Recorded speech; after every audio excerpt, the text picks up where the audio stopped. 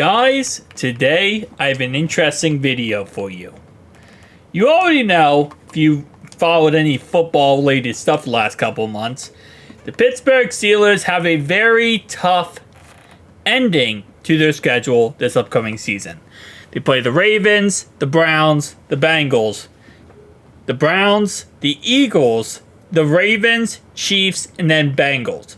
Very tough way to end off your last 8 games of the season.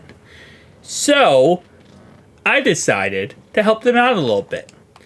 And by helping them out, I mean adding 2 players from their history that will help them out dramatically. That is Big Ben Roethlisberger and Hines Ward. So now they got a little bit of a quarterback situation with Russell Wilson, Justin Fields, and Big Ben Roethlisberger. Obviously, the receiving core now becomes Hines Ward, George Pickens, Calvin Austin, Scotty Miller, and so on and so on. So this is the updated 2024 Pittsburgh Steelers roster. This includes, of course, their first-round draft pick, Fiano? I think his name's Fiano. No, wait. Fontiano. No, I'm going to butcher that. I've said videos before where I said his name correctly. Nonetheless, though, this is updated rosters. All 7 rounds of their picks. They did take Frazier, who is now their center. They took him in this last draft as well. So let's just see how well Pittsburgh can do. Because the first 8 games, or first 10 games, I will say, are somewhat... First 9 games are somewhat manageable. They start off versus the Falcons, and they actually end up losing in this franchise. It's not what you want to do when you have the last 8 games like you do, Pittsburgh. All right, week 2, you got another kind of easy burger type game. You beat the Denver Broncos. Okay, now you play at home versus the LA Chargers. Should be somewhat of an easy affair right here. And you win again? Okay, now you play the 2-1 Colts. Got to travel to Indianapolis. Again, this beginning part of this schedule, it would not surprise me if the Steelers went 8-0.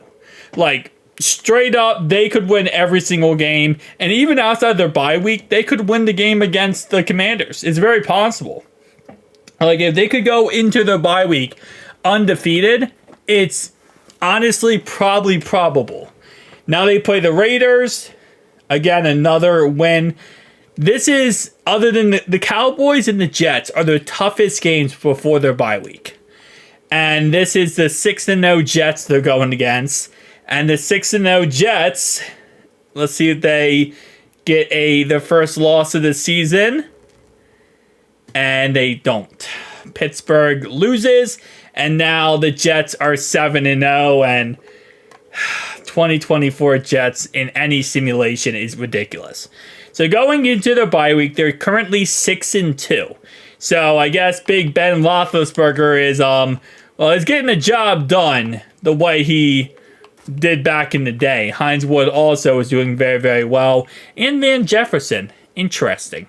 All right, so let's go ahead and continue then. Going into the bye week, week 9 here, this is where the tough part of the schedule starts to begin. First off, they play the 6-3 Commanders. There's no way Jaden Daniels is that good in this franchise. What? Hold up. 2,200 yards, 15 touchdowns, 6 interceptions. Yeah, they did get Austin Eckler. But other than that, though, they got Zach Ertz, but that's not really that much of a crazy thing. I didn't look at the Commanders' schedule. I guess they might have an easier schedule because they really did suck last year. All right, well, 6-3 Commanders. They win that game, surprisingly enough. So now they're 7-2, and they play the Baltimore Ravens, but this is in Pittsburgh. It's manageable and a winnable game. They get that W. Now they play the 3-7 Brownies. Okay. They go ahead and get that W. Now they play the 6-5 Bengals. This is turning out a lot better for this video than normally. Usually when I do these type of videos, sometimes the team, even with the best players, still come up short. That's not the case here. As Pittsburgh is currently 11-2 and dominating the league, adding Hines Ward and Big Ben back to the roster. This might be like the best thing to ever happen to them. How are the Chiefs 5-10? You know what? I'm not even gonna ask questions. No more questions. All I know is currently the Steelers are 14-2, and Big Ben Roethlisberger just lost in the final week to the Bengals. But it doesn't matter because at the end of the day, the Steelers won the conference. They're the number 1 seed in the NFL, and they get a first round bye because of the Big Ben machine. Big Ben and Hines Ward at it yet again. So let's just take a look at the stats, and it would not surprise me if Ben won MVP. 31 touchdowns, 6 interceptions, 4,400 yards. Najee Harris had a great season. Hines Ward had 1,100 yards. So nothing like too insanely crazy, but still a pretty good season. Obviously, Patrick Queen joining the Steelers this offseason, leaving the Baltimore Ravens. And Brock Purdy won MVP over Big Ben. Wow. Brandon Ayuk was number 3. Did they do like an... I feel like there was a most recent update. They actually made it so non-quarterbacks who win MVP. Because there's so many times now after the last update that I keep seeing like wide receivers come in for MVP chances. I feel like there's something they updated to make it change. I know they probably didn't, but it just seems so weird to me. All right, so now we got Steelers, Jags, Jets versus the Dolphins. We got 49ers, Eagles, and we got Cowboys, Seahawks. All right. Let's just see how this all shakes out. The 9-8 Jaguars. And Pittsburgh barely wins that game.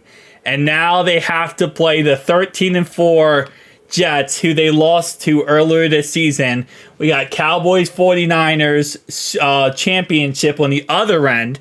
The first time the Cowboys been to the championship game since, 1996? So, very interesting. And let's see who goes to the Super Bowl.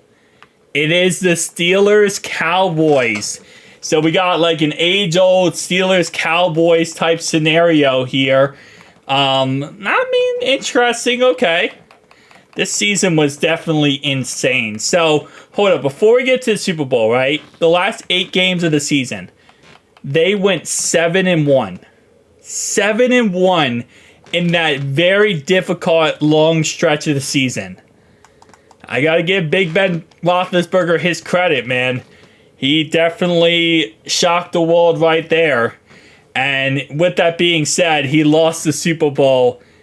He lost the Super Bowl to the Cowboys. So even with all that being said, he couldn't get the job done in the end. The Cowboys do go ahead and get the Super Bowl, even though he went 14-3. I mean, still a pretty dang good year. Like, you got to give the guy credit.